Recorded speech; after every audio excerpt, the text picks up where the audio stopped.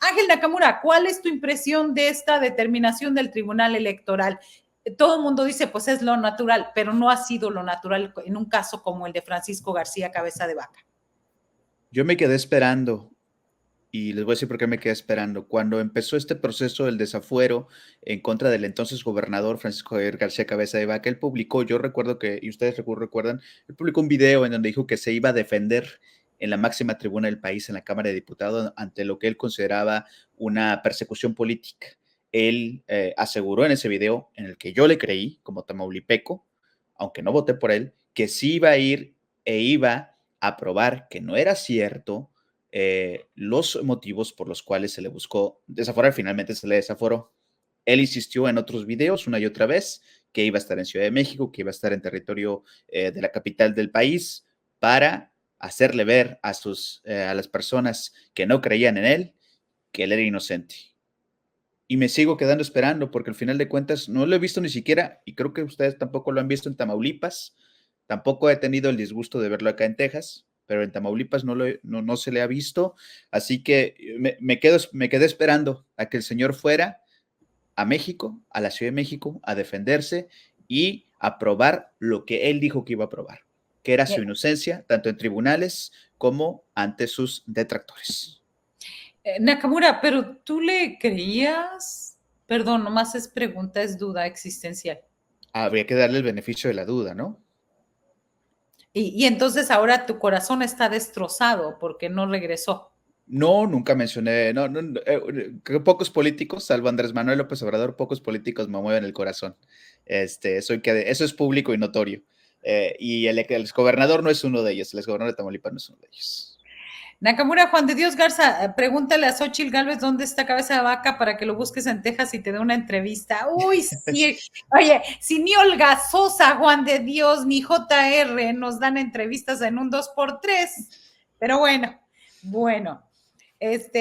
Ahí está. Ahora sí que nosotros pasamos el recado. Tania Villanueva, ¿qué te pareció esta determinación del Tribunal Electoral? Y ya, ahora sí, por fin, don Gers Florero, pues ya hicieron algo ahí para evidenciar a estos magistrados tramposos para que no puedan ni siquiera hacer determinaciones en los casos de Francisco García Cabeza de Vaca. Pero fíjense cómo la determinación tiene que venir desde la autoridad electoral para la autoridad judicial. O sea, no fue por propia decisión. Y oigan, me llama mucho la atención. La verdad es que mi consejo del día es: quédense con quien se aferre a ustedes, como este señor se aferraba a la plurinominal. O sea, le cerraron la puerta en las narices tantas veces y seguía y finalmente pues vimos esto que la verdad se veía, ¿no? Por cómo estaba estructurado el proyecto presentado por Janino Tálora, que pues iba encaminado, ¿no? A la negativa, pero parece que lo que era evidente para todos no era evidente para él, porque seguía en esta como dijo el otro día, en este frenesí de querer a fuerza estar ahí. Dios mío, es que eso me lleva a pensar, ¿por qué tenía tanta urgencia de estar ahí? ¿Por qué tenía tanta urgencia de fuero? ¿Por qué tenía tanta urgencia de llegar hasta ese punto?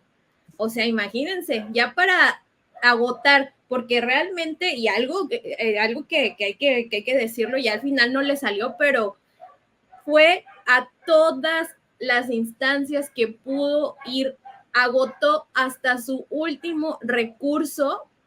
O sea, está en no creerse. Cuánta perseverancia, Dios mío, cuánto aferramiento a algo. Dios, esto me hace volver a creer en el amor. Sí, pero además, ¿a qué se aferraba Ángel Nakamura? ¿Qué es? ¿Le tiene tanto miedo la cárcel o porque ya ve que no va a haber ninguna opción? Por lo pronto, ahorita no. Dentro de 3 años, quién sabe. O sea, quién sabe porque no podemos estar seguros de lo que suceda entonces. Pero, ¿qué crees? ¿Por qué se aferraba tanto? No se puede, se aferró a que lo podía tener todo en la vida Y si algo he aprendido, y yo creo que hemos aprendido mucho, es que no se puede tener todo en la vida. No se puede tener doble nacionalidad, vivir en Texas, estar cobrando, ¿no? Como diputado federal, pero estar en territorio extranjero. Se tenía que renunciar a su nacionalidad estadounidense, cosa que no creo que vaya a suceder. Este era el momento indicado para que eso sucediera. Él lo quería tener todo, se aferró a que podía hacerlo todo y al final se dio cuenta que no le resultó por el simple hecho de que el señor no cumplió con lo que él dijo que iba a hacer. Si él hubiera cumplido con eso, hoy tendría, creo yo, su diputación, su candidatura a diputación plurinominal, ¿no? Todavía no diputación plurinominal, casi seguro que llegaría a la Cámara de Diputados, pero no cumplió con su palabra, con lo mínimo indispensable que creo que es en la vida de un político, su palabra, prometer lo que cumple. Pero, a ver, ¿cuál crees que haya sido la mayor falta, Tania Villanueva, tratando de ser muy objetivo, que estamos hablando de una mesa de opinión, de comentarios, que son, ahora sí que suelen ser subjetivos, pero ¿cuál podrías decir que es el mayor error de Francisco N.? Yo creo que en toda esa sucesión de cosas nefastas que le pasaron, porque ya ahora sí lo veo, porque finalmente la resolución de hoy era la crónica de una muerte anunciada, sin duda alguna, pero creo que su primer punto donde falló y nunca pensó que por ahí podría haber venido el desastre fue cuando hizo este cambio para acomodar sus papeles para pues quedar como ciudadano estadounidense, porque incluso aunque hubieran resuelto que no tenía órdenes de aprehensión y demás, él ya tenía sus papeles como ciudadano de Estados Unidos, cosa que obviamente y constitucionalmente no puede acceder a ningún cargo público, o sea, era ilógico. Y eso que en un principio creo que fue como lo que buscó como salida, al final creo que también eso fue lo que lo ahorcó, porque de todas maneras no iba a pasar, o sea, no iba a pasar desde este punto, que es algo que se ha mencionado a través de todo el proceso. Se han mencionado algunas otras cosas, que si tiene órdenes de aprehensión, que si tiene una ficha roja de la Interpol, que si tiene esto, que si tiene lo otro, pero lo que estaba más concreto de todo este caso era justamente que él, por propia voluntad, decidió reconocerse como ciudadano estadounidense y eso inmediatamente lo dejaba en esta categoría de inelegible para un cargo público. Claro, midió mal Ángel Nakamura porque al pedir solamente tener la nacionalidad estadounidense, pues por más millones y por más dinero que pudiera tener, o sea, por más Javier Coello Trejo, espantagente y pues decirlo menos, ligas con grupos del crimen desde hace 40 años y todo lo demás, no le valió. No le valió porque algo tan elemental quiso protegerse con esta doble nacionalidad, pensando que ya con eso o no le midió, o cuál es tu interpretación ahí. Hay un caso particular del exgobernador de Baja California que llegó por Morena y que usted recordará, Jaime Bonilla, ¿no? Que primero se había dicho que él se había renunciado a su ciudadanía estadounidense. De hecho, él fue concejal. Me parece que el condado de la ciudad, no sé si de San Diego o una parte de ahí de el sur de California. Después ahí hubo una polémica de que finalmente no renunció, pero yo creo que lo primero que debió haber hecho es ver un ejemplo inmediato. Ahí estaba un político que terminó siendo gobernador, como lo fue García Cabeza de Vaca de Tamaulipas, pero debió haberse asesorado un poco mejor, ¿no? Para ver en qué sí podía y qué no podía incurrir cuando se trataba de tratar de buscar una diputación plurinominal. Por eso lo comentaste aquí, jefa de este espacio informativo, usted lo dijo, a lo mejor puede ser diputado federal plurinominal migrante, pero para eso no cumplía con el requisito de haber vivido o de haber residido en la Ciudad de México, aunque sí tuvo una propiedad ahí. En fin, creo que fue una especie de que no vio venir toda esta situación, pensó que iba a ser muy fácil poder probar algo con lo que no estaba cumpliendo, que era residencia en Tamaulipas. Así de sencillo, ¿no? Lo demás sí, creo que cayó por su propio peso. Claro, y bueno, revisando Jaime Bonilla Valdés, en el año 2000, él tenía la doble nacionalidad, la mexicana y la estadounidense. Y él también, ahora sí que confirmando ese dato, Ángel Nakamura, se lanzó como candidato para ser el director del Distrito de Agua de Otay, en Chula Vista, California, cargo que desempeñó del 2001 al 2012, luego de resultar reelecto en 2004 y 2008. Pero él renunció a la ciudadanía estadounidense para poder ser diputado federal. Así que él fue diputado por la 53 legislatura.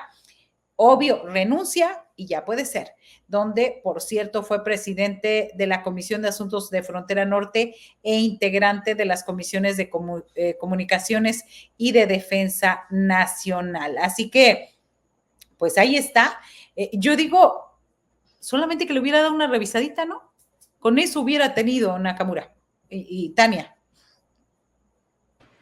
Yo creo que se le hizo fácil, ¿no? O sea, como que dijo, bueno, puedo hacer esto, puedo hacer este movimiento, porque incluso la luchó más con la constancia de residencia en Reynosa. Vimos que ahí se metió a querer embarrar también al alcalde, compró un montón de gente, envió a su hermano a que fuera a dejar los papeles, o sea, ahí la luchó. Y se ve que por ahí como que dijo, y nunca pensó, ni por aquí yo creo le pasó, ni tuvo en el radar en realidad de manera puntual, porque justamente en el caso de Bonilla y una de las primeras cosas que ocurrieron cuando él empezó a buscar la candidatura fue que la oposición le empezó a decir que él no podía contender porque él tenía ciudadanía estadounidense y dijo, perfecto, en este momento voy a dejar mis papeles. Y así la verdad es que no le pudieron hacer nada y tan es así que llegó hasta donde llegó.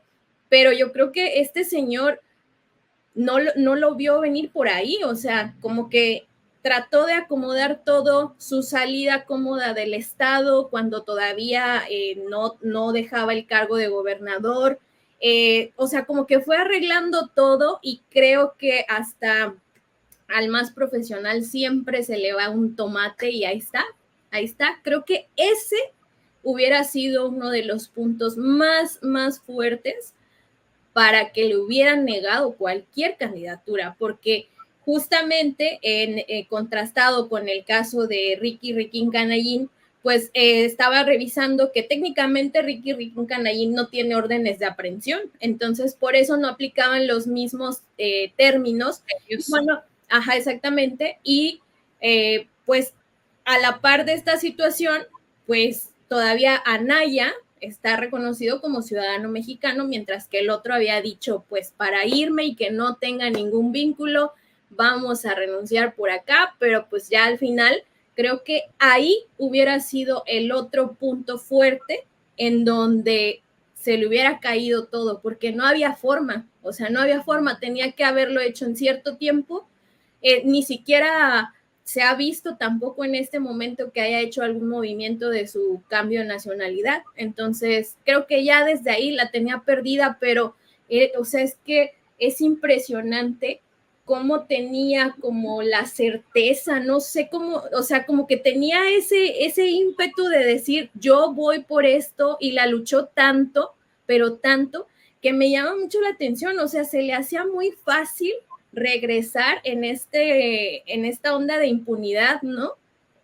¿Qué había detrás de todo eso? Porque él estaba muy seguro, tan seguro que recurrió muchísimas veces a estas decisiones del tribunal, del INE, de su propio partido, o sea, ¿qué es lo que había detrás de todo este caso?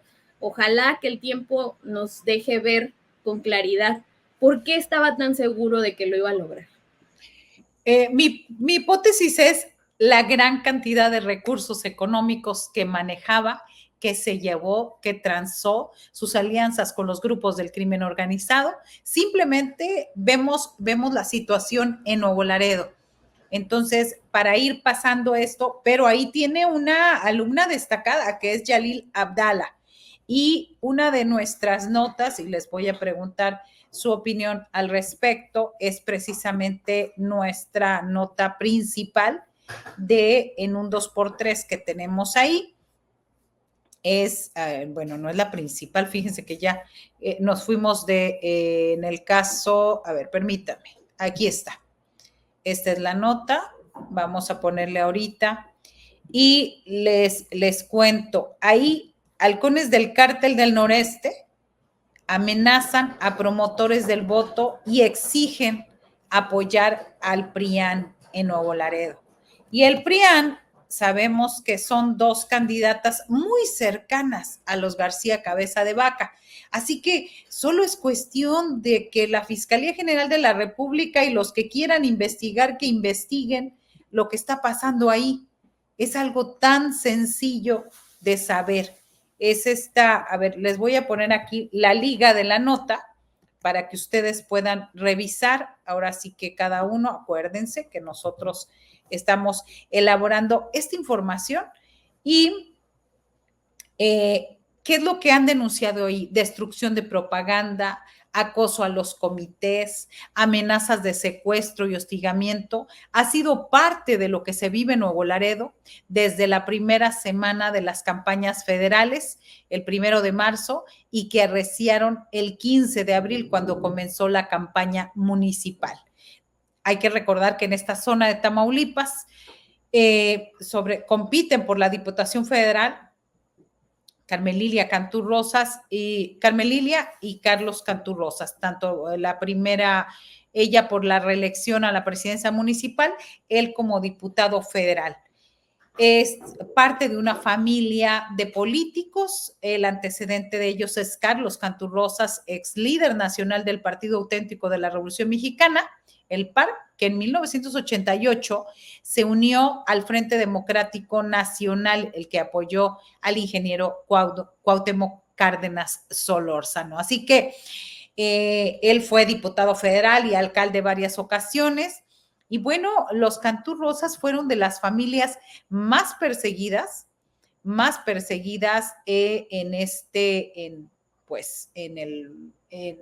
por el cabecismo. Y casualmente, Yalil Abdala, que renunció al PRI, siendo diputada del PRI, luego se va, ahora es candidata a diputada federal, aliada con estos grupos del crimen organizado, habrían levantado o habrían retenido a 200 personas de los comités de promoción al voto para exigirles, en el mejor de los casos, darles dinero, en el peor, exigirles que destruyeran propaganda y que solamente se dedicaran a promover el voto por el Partido Acción Nacional. ¿Cuál es tu consideración, Tania Villanueva, al respecto? Pues justamente esto estaba muy...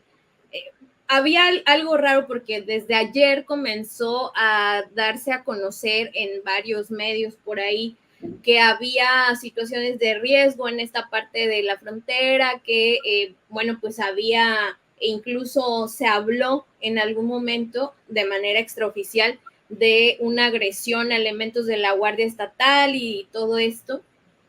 Y es curioso, ¿no? Es curioso que este tipo de agresiones tan focalizadas ocurran en medio de un proceso electoral, en medio de esta disputa que se está dando en toda la frontera de nuestro estado, hay que decirlo, porque no es menor el hecho de que también se haya registrado por ahí y por la vía más institucional este intento de despojo de actual alcalde de Reynosa, por ejemplo, ahora vemos Nuevo Laredo, y sin duda alguna es parte de la reconfiguración política y del poder en nuestro estado. Lamentablemente es de esta forma, que me parece sumamente agresiva y violenta, y obviamente responde también a estas negativas que se han dado una y otra vez a que ciertos poderes regresen de manera pues ya formal ante el poder. Pero sin duda alguna, los que quedan ahí en medio son tantas personas que están viviendo esta especie de miedo como controlado. Es una situación bastante compleja y definitivamente creo que es parte de los tiempos que se están viviendo. Y ojalá y hago votos porque sea así, que se quede dentro del proceso electoral, pero no lo creo, porque después de las elecciones y ya que veamos cómo van a quedar esas posiciones, ahí es donde va a comenzar también otra nueva disputa y creo que va a ser muy complejo esta nueva forma de gobierno en nuestro estado. Ángel Nakamura. Es grave, estamos hablando del principal puerto terrestre de México, que es Nuevo Laredo, que une con Laredo, Texas, y con toda esta región del sur de Estados Unidos, que son clave para la actividad económica, social y política de nuestro país. De ese nivel es el grado que representa Nuevo Laredo y que le dieron su voto de confianza a los ciudadanos de ese importante municipio fronterizo tamaulipeco, de votar por otra opción que no fuera el PRI o el PAN, ¿no? Que ahora quiere volver con un personaje político representado en Yalil Abdala, que representa los intereses de la vieja política y que ahora que están teniendo uno de los gobiernos también que según el INEGI, en quienes más se confía, ¿no? En la alcaldesa Cantú Rosas es en quien más se confían los ciudadanos a nivel estado, y de verdad que es para encender las alarmas de lo que pueda llegar a suceder, no solamente en tiempos de campaña, sino el día de la elección, ¿no? Creo que es otra de las historias de las que hay que estar muy pendientes y vamos a estar muy pendientes nosotros también dándole seguimiento. ¿Qué ocurre con Nuevo Laredo? Además, por supuesto que se disputan las diputaciones locales, federales, una parte importante de la votación del Senado y la alcaldía.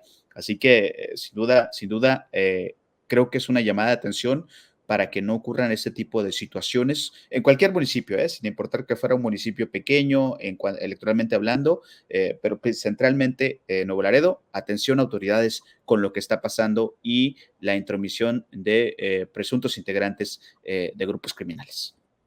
Y bueno, pasa esto lo mismo que en Ciudad Mante, pasa esto en Nuevo Laredo, donde estuvimos la semana pasada, hace 2 semanas estuvimos por allá y donde literalmente te reciben grupos del crimen organizado, te reciben, te paran, te preguntan, te dicen a dónde vas y es algo bastante normal que mucha gente ya lo sabe, dice, vas a llegar, ten cuidado porque esto puede suceder. Pues obviamente uno va a trabajar, no va a ninguna otra cosa, pero esto es bastante normal. Lo grave del asunto es que las autoridades centrales, las de otras partes, o sea, simplemente no se estén dando cuenta de lo que está pasando y de la gravedad del asunto. Así que todos estos tentáculos que se están moviendo tienen que informarse. Fíjate que aquí dice alguien, aquí comentaba, y se los voy a... me pasó exactamente lo mismo, Aurelio Pérez Cuellar. Dice, yo estuve en Nuevo Laredo el pasado sábado y domingo y me extrañó no mirar propaganda de Morena. Llega uno a Nuevo Laredo y empiezas a ver lonas, 3 lonas de Yalil Abdala, la priista, panista, independista, todo eso.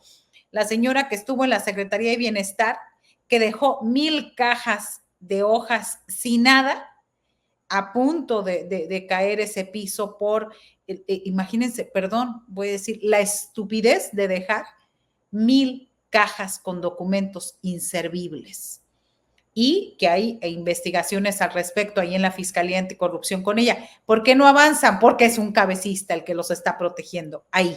¿Y quién los protege? El Poder Judicial Federal. Así que, entonces, vi yo en las bardas 1, 2, 3 de Yalil y 1 de Imelda San Miguel, la otra amiguita de Ismael García Cabeza de Vaca. Yo no sé cómo le harán, pero bueno, las 2 amiguitas, Yalil Abdala e Imelda San Miguel. Entonces, pasábamos 2 cuadras más, ninguno de Morena. Y yo empecé a reportear y a preguntarle a la gente, ¿qué está pasando? ¿Por qué no hay de Morena? Y empecé, y fue de esta manera que encontramos y nos dimos cuenta de esta información, déjenme, voy a quitarla aquí, y fue que nos dimos cuenta, dijimos, ¿qué está sucediendo? Algo es bastante extraño aquí. Y aquí dice, aquí cuando lo que decías, Ángel Nakamura, de acuerdo a Carmelilia Cantú Rosas, busca la reelección apoyada por las y los ciudadanos, y las mediciones a nivel nacional, como la del Instituto Nacional de Estadística y Geografía, donde señalan que ha sido un gobierno, ha obtenido en varias ocasiones el primer lugar a nivel nacional como la administración pública con más eficacia para resolver los problemas sociales. Esto con base en la encuesta nacional de seguridad pública urbana. Y las encuestas ubican a esta candidata de Morena PT Verde con una diferencia de 15 hasta 35 puntos del segundo lugar, es decir, del PRIAN. Y desde que comenzaron las campañas de Nuevo Laredo, las lonas y publicidad de los Cantú Rosas ha sido destruida a plena luz del día por grupos de hombres armados que amenazan a las familias si ponen esa publicidad al interior. Dice, nos dijeron, solo llegan sin decir nada y la quitan a jirones, mientras nosotros nos escondemos porque ninguna policía estatal ni la Guardia Nacional se asoma por ahí. Y después siguió una campaña de desprestigio contra la alcaldesa, acusándola de nexos con grupos del crimen.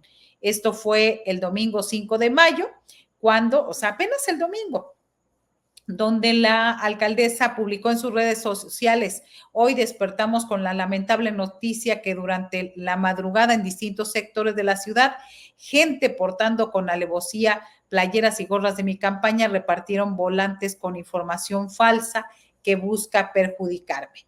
Así que finalmente llamaron a una marcha por la democracia. Esta marcha se dio ayer. Por eso digo, más de 15,000 personas que estuvieron ahí, aquí están las imágenes, para defender la democracia y pues para no dejarse, porque al fin, como dicen los de antes, los buenos somos más, y ahí están, contra todos los pronósticos en esta marcha. ¿Y qué fue lo que pasó? Y es lo que tiene que poner el gobierno federal mucha atención. ¿Qué pasó después de eso? Se desató la violencia por los mismos grupos del crimen molestos ante esta situación. Y ahí, en medio de todo, quedan los reporteros, Tania Villanueva.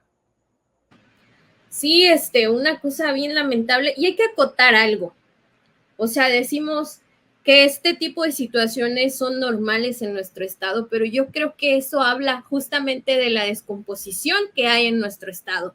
Eso no debería ser normal, esos niveles de violencia, esa reclamar el poder a través de estas situaciones tan violentas, sobre todo a la población civil, porque esto podría rayar incluso en terrorismo, sin duda alguna.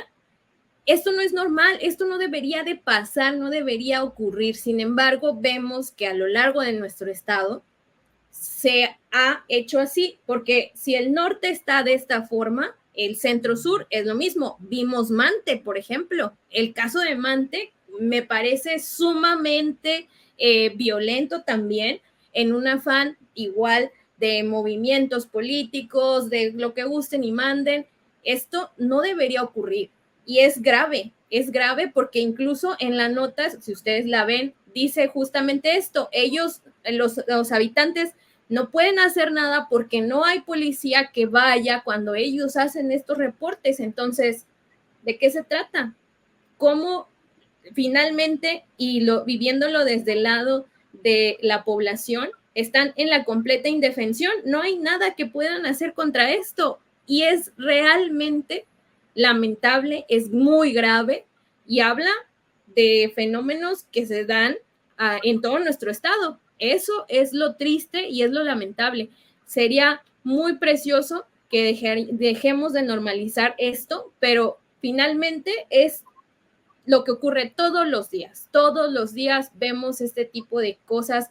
Si no es en un municipio, es en otro, pero ahí está y existe y está creando muchas situaciones, yo digo, muy desafortunadas para la población, porque finalmente son quienes están ahí inmersos y no van a llegar con poder político, no se van a quedar con una alcaldía, nada. Ellos están ahí, es su hogar, y finalmente esto también genera otro tipo de problemas sociales entre la población, desplazamientos, más violencia, delitos que pueden llegar hasta de alto impacto, generan muchísima división social, etc., etc. Así es que es muy triste lo que está pasando en nuestro estado y que lo vemos. Se han hecho estadísticas que en años electorales estos movimientos y estas situaciones violentas se incrementan exponencialmente en estados como Tamaulipas, justamente, y creo que es lo que estamos viendo justo ahora. Así es. Ángel Nakamura, reflexión final de esto que está sucediendo allá en Nuevo Laredo. La violencia afecta a todas las áreas de la sociedad y particularmente, en este caso, una solidaridad, nuestro abrazo para los compañeros periodistas que han vivido de cerca esta violencia. Específicamente estamos hablando de Nuevo Laredo, como decía Tania Villanueva, ocurre en varias partes del país, pero nos estamos refiriendo específicamente a Tamaulipas, los municipios, los 43 municipios, y en este caso muy especial de cómo se ha acrecentado la violencia o grupos que les quisieran que la población estuviera temerosa o no supiera o no hubiera esta propaganda, estos pendones de políticos o de candidatos, en este caso, quienes están gobernando y llevan poco tiempo gobernando, pero lo han hecho muy bien. Eso lo dicen los propios ciudadanos en las mediciones gubernamentales como el INEGI. Así que, pues nuestra solidaridad, un abrazo también para los compañeros que están ahí en el día a día. Ellos no cambian de domicilio, ellos siguen ahí con la esperanza de que las condiciones mejoren en Nuevo Laredo. Así es, y este tuit de anoche, después de la marcha, dice Carmelilia Cantú Rosas: al término de la marcha pacífica por la democracia, nos unimos en oración por la paz en Nuevo Laredo, manifestando nuestra fe y amor por nuestra ciudad. Mantenemos nuestras plegarias ante las situaciones de riesgo que nos reportan. Así que esto fue lo que se vivió después de esta marcha, después de lo que sintieron, que era una afrenta a no querer dejarse, a no querer amedrentarse, porque ha sido una situación desde el 1 de marzo que comenzó, desde que estaban. Recordemos también esta parte donde acusaron a Yalila Abdala de haber hecho promoción antes de ser candidata. ¿Y qué dijo el YETAM con Guadalupe Ramos Charré? Dijo: no pasa nada, todos los consejeros electorales le perdonaron. El mismo consejero presidente del Instituto Electoral de Tamaulipas, que tiene la acusación de parte de un exfuncionario del instituto, donde le daban indicaciones de que a todo lo que viniera del PRIAN lo agilizara de rapidito. Y en el caso de Morena, no hiciera eso, sino que dilatara lo más que se pudiera. Y no ha dicho nada al respecto. Así que dice Jesús Barrios: todos sabemos que quienes tienen nexos con la delincuencia, pues ahí está. Cerremos esta mesa, compañeros. ¿Con qué cierran? Tania Villanueva. Yo quiero cerrar con esta encuesta que ayer les hablábamos un poco de un ejercicio de muestreo, básicamente, de elecciones dentro de planteles universitarios. Y en esta bella actividad que se realizó en más de 200 universidades de nuestro país, pues estuvo muy interesante ver cómo el presidente Maynes pues hizo su labor, porque Maynes quedó en segundo lugar y dejó muy por debajo a Xóchitl Gálvez, la mandó hasta el tercer lugar, y ojalá que fuera un poco del termómetro electoral, pero bueno, pues fue un ejercicio elaborado por parte de estudiantes, quienes en todo el país hicieron este sistema de votación, obviamente, y muy a lo que estamos viendo, Claudia Sheinbaum arrasó ahí. También en la Ciudad de México, como parte de este ejercicio, se hizo la simulación de elecciones a la jefatura de gobierno, y también Clara Brugada pues estuvo ahí muy bien posicionada, ocupando el primer lugar y dejando a Santiago Taboada en segundo y a Salomón Chertoriski en tercer lugar. Así es que creo que es un buen ejercicio. Ojalá en este mismo tenor los jóvenes se involucraran en las próximas votaciones, porque la verdad es que conforman el 30% del padrón electoral, podrían hacer mucha diferencia en determinando que hubiera algún cierre, por ejemplo, que hubiera contendientes muy cercanos. Creo que este podría ser el punto de desempate. Así es que muy, muy bonito este simulacro electoral. Vean, Claudia Sheinbaum se llevó el 65% y doña Xóchitl Gálvez, creo que esto es muy revelador porque se ve que ella no está conectando justamente con los jóvenes, que este es un sector al que no ha podido llegar, que además se ve que no le interesa llegar, que tiene como sus objetivos en otra parte de la ciudadanía. Pero bueno, pues es un verdadero ejercicio también valioso para ver un poco cómo está el termómetro electoral ya a pocos días de que se lleve a cabo la elección del 2 de junio. Así es, pues ahí está. ¿Qué ha dicho? Bueno, ahorita vamos a irnos a las campañas a ver qué dijeron cada uno. Ángel Nakamura te está, aquí está Juan de Dios Garza, déjame ver. Ganó Chivas Nakamura 1-0 ante Toluca. Sí, y yo pensé que, bueno, yo lo voy en esta liguilla, le voy a Toluca y a Pachuca. Ojalá y remonten los Diablos Rojos, traen buen equipo y ya les toca el subcampeonísimo Toluca, ojalá le vaya bien en esta ocasión. Y Guadalajara, pues, dando un poquito la sorpresa, ¿no? Yo pensé que Toluca iba a darles un repasón, pero todavía pueden recuperarse. Pachuca contra América juegan un poquito más adelante. Sí, juegan en unos minutos. Yo le voy a Pachuca ahí. Mañana Pumas Cruz Azul, le voy a Cruz Azul aunque gane. Y Tigres Monterrey, no le voy a ninguno, así que me da igual quién gane. Híjole, Nakamura. Pues ahí está Juan de Dios Garza, no te soltó hasta que no terminaras esto. Ahí está. Dice Candyman, Tania, la doctora Claudia Sheinbaum perdió en 2 universidades, una en Jalisco y una en Aguascalientes, de 400, ¿verdad? Sí, y es que, o sea, ustedes veían y era, pero una soberana arrastrada, lo que le pusieron ahí a doña Xóchitl Gálvez, de verdad, creo que pudo haber sido como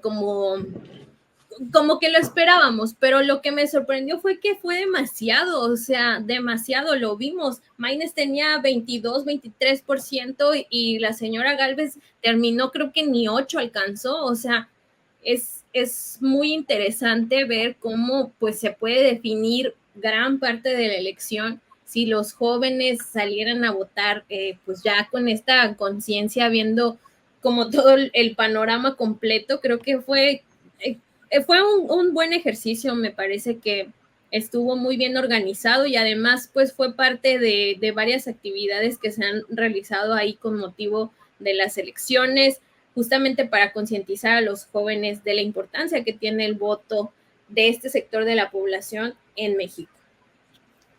Muy bien. Nakamura, te dicen que los deportes es billete como casi todo hoy día. Sí, es que en este mundo, dígame que incluso nosotros que estamos haciendo esta transmisión, al final de cuentas nos sostenemos por, ¿no?, donaciones y quienes apoyan el periodismo independiente. Ah, por cierto, déjame poner, aprovechando el Díganme banner. qué no es, díganme qué no es dinero. Yo lo hago porque me gusta. Bueno, pero que hay que pagar el aire acondicionado para las mascotas y eso no se paga solamente Las se paga con billetes. A eso me refiero, pues, todo es billete, por supuesto. Así que, pues ahí está. Gracias compañeros, gracias por estar hoy con sus comentarios que enriquecen día a día. Gracias, muy buenas noches. Buenas noches. Un día muy bonito, la verdad.